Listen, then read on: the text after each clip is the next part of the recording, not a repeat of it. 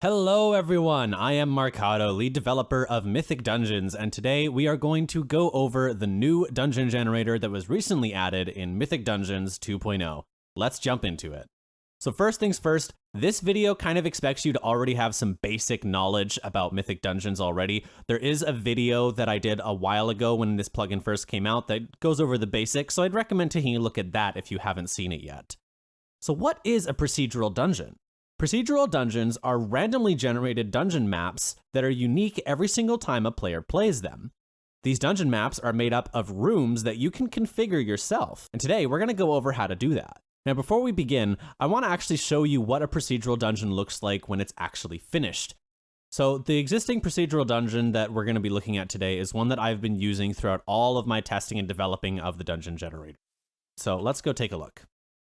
So here we are, I've spawned here in this blue room. Then there's a yellow room over here. Oh, there's all these doors closed here. But if I do a quick MD test all doors, I can open the doors that are closed that I need to be open. Yeah, this one here. We can just move along through the room. Let's see, where's the next area? Ah, this door is already open. We come down here and, oh, we've got some monsters that spawned in here. Ignore the messages in the chat. Just don't worry about those for now. But as you can see, we've got these rooms that are generating one at a time, connecting to each other. You can see just how large it gets here. We've got different kinds of branches, different collections of rooms that spawn in different areas. And yeah, that's basically just a quick overview of what the dungeons can actually look like. And they can be a lot more complex than this too. All right, now let's jump into actually creating a new procedural dungeon. You create procedural dungeons the same way you would create a regular dungeon, except now we've got some extra options. So I'm going to type in the command md create. I'm going to say my random dungeon. Now we've got a couple extra options here. We can choose a dungeon type. There is classic, which is the ones you're all familiar with, continuous, and procedural, which is what we'll be looking at today. So we'll select that. And we'll create a fresh procedural dungeon. Now you just go in and edit it the same way you would edit any other dungeon. MD edit my random dungeon. All right, so here we are in our blank dungeon world, just like any other. You can build things as you would in any other dungeon, but there's something really important to understand about procedural dungeons, and that is that they revolve around rooms instead of around maps. So you'll notice right away, if you start trying to set up like dungeon functions like you would in any other dungeon, it's complaining that you can't place functions outside of a room. Before you can make your dungeon, you need to first make some rooms for it. So I'm just going to go ahead and build one of those real quick, and I will be right back.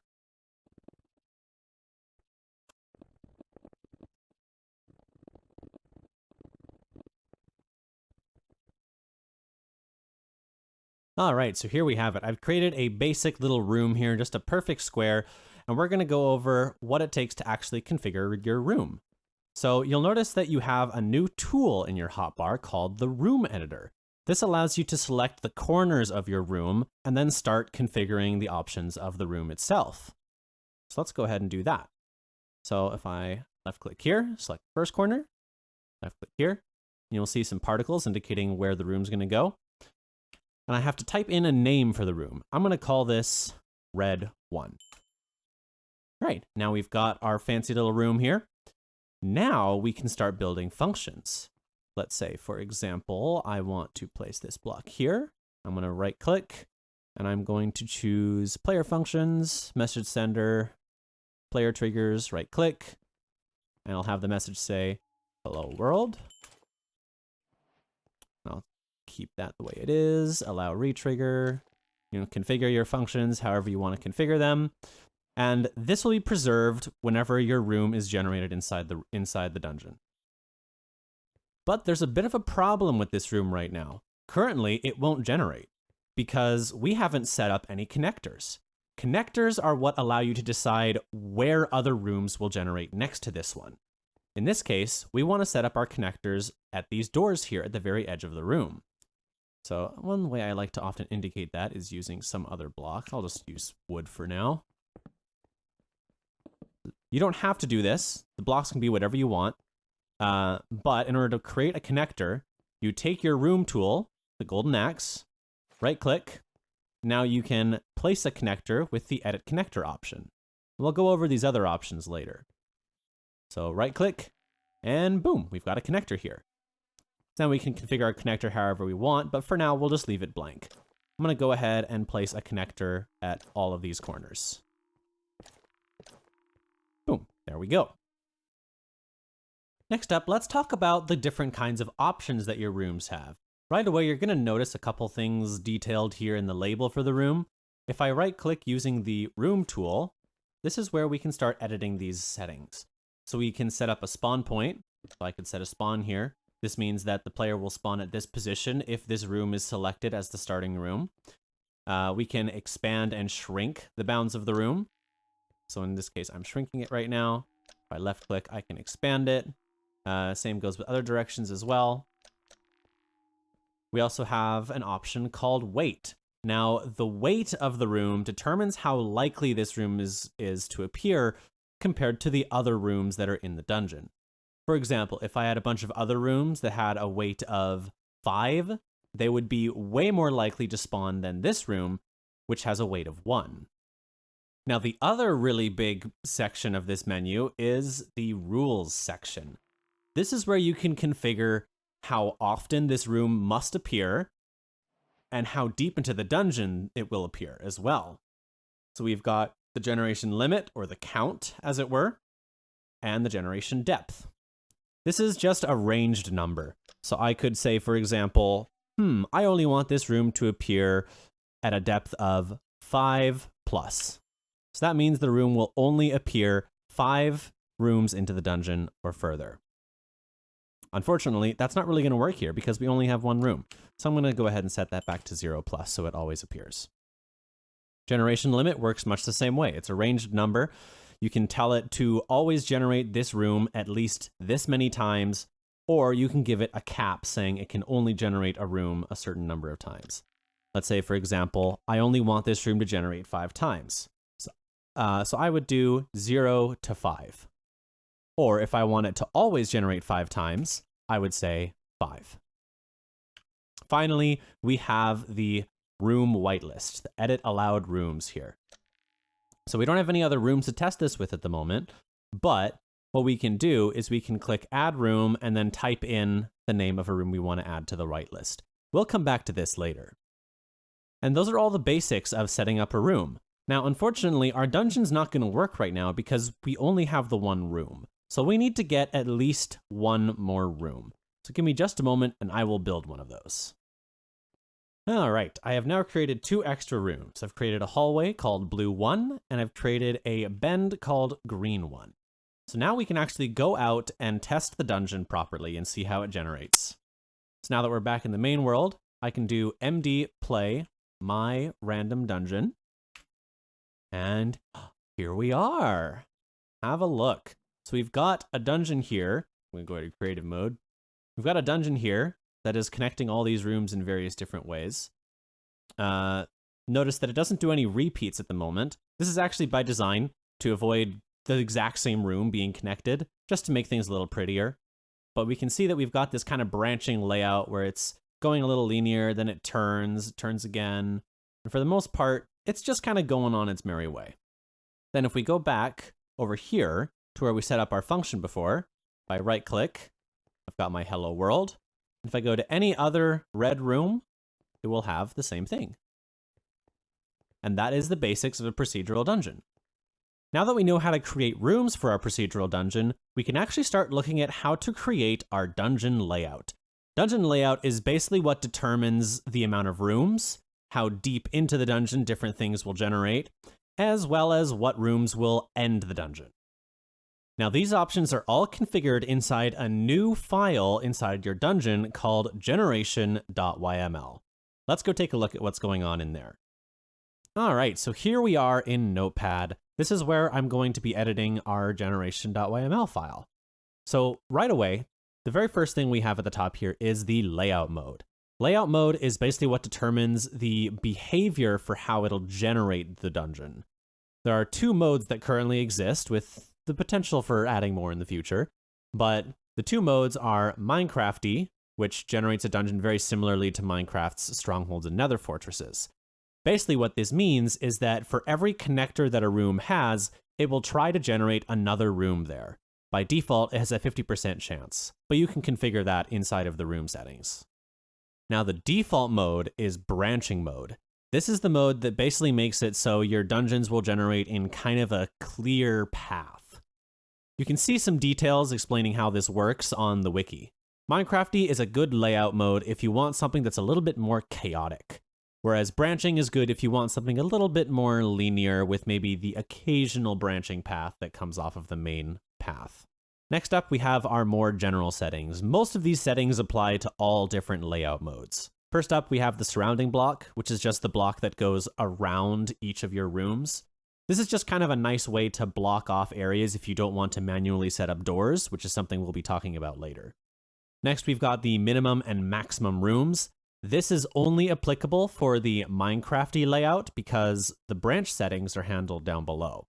But this is just how many rooms your dungeon will try to generate with. It will choose a random number between these values and generate that many rooms in your dungeon. Next up, we have strict room count. All that this means is that it'll force the dungeon to generate at least the minimum number of rooms. If you turn this off, then if it runs into an issue, it'll stop generating the dungeon and finish it anyway. Now we're just going to ignore these two options because they're not actually implemented as of this build, but keep an eye on these. They'll be added in a later update. Next up, we get to the branch settings. This is where things have the potential to start getting complicated. Here, you can configure what we call branches. Branches are basically linear paths of your dungeon. By default, there is one called trunk. This is the main section of your dungeon. Call it the prime branch, maybe. Most of the options presented inside of the trunk here, which is what will be provided by default, are all applicable to additional branches, which we'll discuss in a moment. But here, you can decide what rooms will appear. You can leave it empty to have it use all rooms.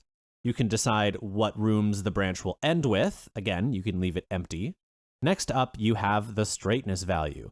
The straightness value is a number from 0 to 1 that lets you decide how likely the dungeon will generate in a straight line. The way this works is that it prioritizes rooms that have connectors on opposite sides from each other. For example, if you have a connector on the north side of your dungeon, but then you place one on the south side, that means that that room has a straight line. However, if you have rooms that don't go in a straight line, such as the room I made earlier called Green 1, then that will cause the dungeon to bend. And then finally, we have the room counts just like before. These work very similarly, it's just that you can use these to customize the trunk only instead of customizing the entire dungeon. Now on that note, you might want to add multiple branches if you want your dungeon to go in different directions. And the way we accomplish this is by creating our own custom branch. So let's take a look at how to do that. First of all, you need to come up with a name for your branch. You can name it whatever you want. I'm just going to name it, Branchy. Now I'm just going to go ahead and grab a bunch of options that I stored somewhere. All right, here we go. So now we've got a bunch of options that I've just pasted in. A lot of these are the same as above, but we have a little bit of extra info here. Now, the first of these new options is the depth. The depth lets you decide how many rooms into the dungeon this branch will appear. So if you don't want the branch to appear until a certain ways into the dungeon, this is how you do that. You can also limit it the same way you would with the rooms. Let's say, for example, I only want this branch to appear between 5 and 15. This lets you really precisely control when a branch can appear. Next up, we have the occurrences. This is how many times this branch will generate. This works the same way as depth. You can use 1 if you only want one branch to appear, 1 plus if it's allowed to generate as many as it wants, or 1 to 4 if you want it to be able to generate a specific number within that range. And again, we have a strict branch count. This is basically just the same setting as strict room count, except it applies to occurrences instead. So with that, we've now added a second branch. You can add as many of these branches as you want. So I could do this, and I could name this one Branchy 2, and I can change the settings here. Maybe I want this one to be perfectly straight. Maybe I want it to have between 12 and, let's say, 16 rooms, and I want it to appear anywhere in the dungeon. This is basically what allows you to have a bunch of really specific settings for rooms. For example, let's say if I had some other colored rooms, like maybe yellow 1 and purple 1, I don't actually have those, but just as an example, this means that only these 2 rooms would generate in this branch. So let's go ahead and save this and then see how it looks in game. All right, so here we are back in Minecraft. Before we can actually test our dungeon, we do have to reload it real quick.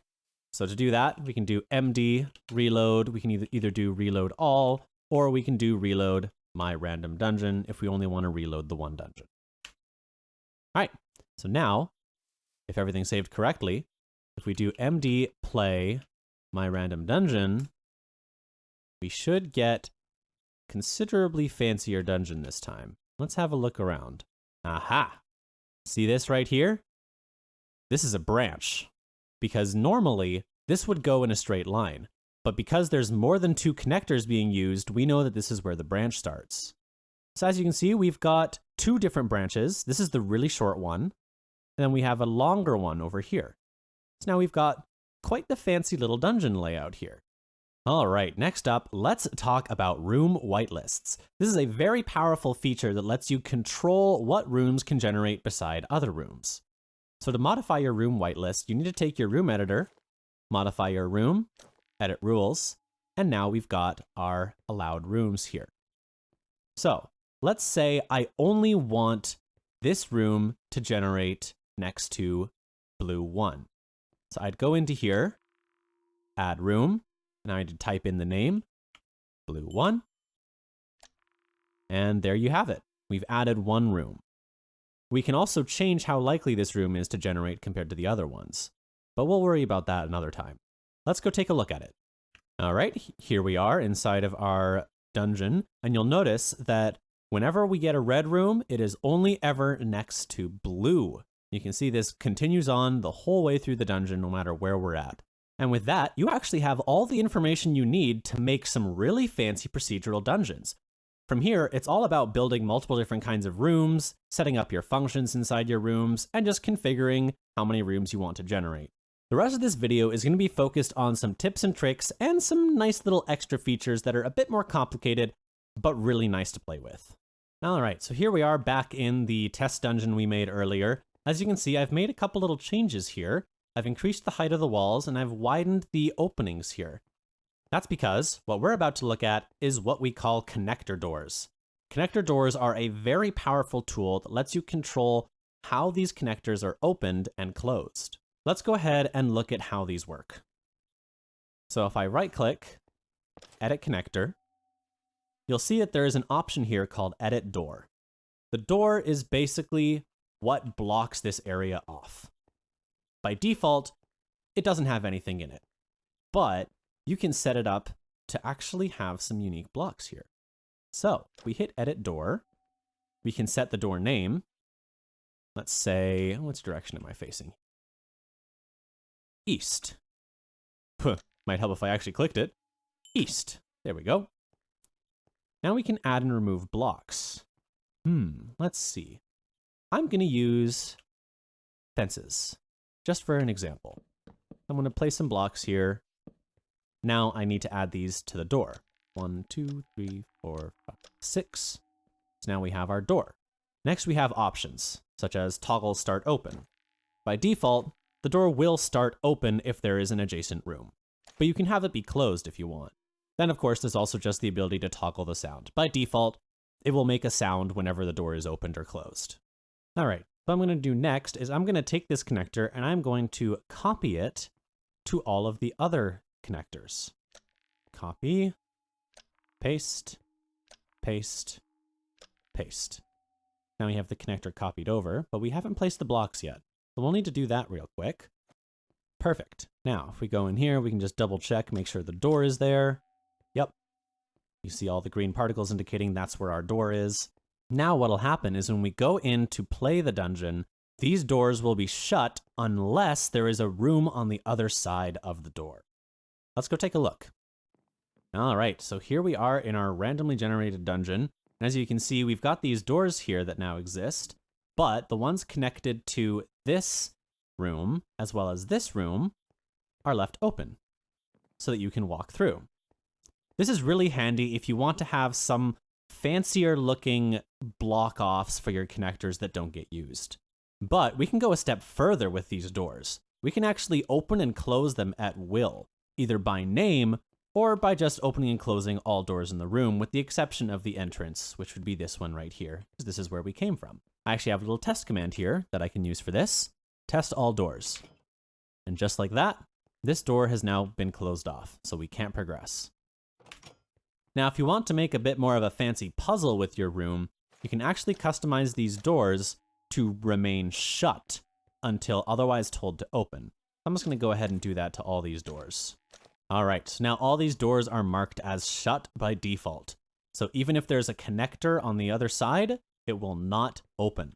So now we're in play mode, and you'll notice that even though there is a room here and here, these doors are still shut. But you will also notice that the room that we came from is still open. This is just a safety precaution that Mythic Dungeons does. This is to make sure that you won't accidentally create situations where players can't progress.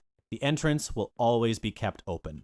If you want to block this off, you would accomplish that by instead blocking off the exit in the previous room. Doors are also not limited to just the edge of the room. You can actually place blocks anywhere and consider them a part of the door. Let's say like this, for example. Then what we can do is we can add these blocks here and blocks there. And let me just double check the room here. Yes, that is east. Then let's go ahead and test it. Now, if we come over here, we can see we've got our updated door. And if I do MD test door east, it removes all of the blocks that are associated with the door. Or I can open and close it at will. Now, obviously, there's no room on the other side of this, but just as an example, you can see this is how it works. All right, and with that, I believe that covers everything that I wanted to explore today. There's still some more features that I didn't really go into detail about, but you can find out a lot of information just by looking around in the config files, as well as on the wiki that has recently received a ton of new pages about all of the changes that came with 2.0. If you and your players are enjoying Mythic Dungeons, please make sure to leave a really positive review on the Spigot page, as it helps us a lot. We've received a lot of really unfair reviews recently regarding memory leaks that have been completely out of our power, so we'd really appreciate the positivity.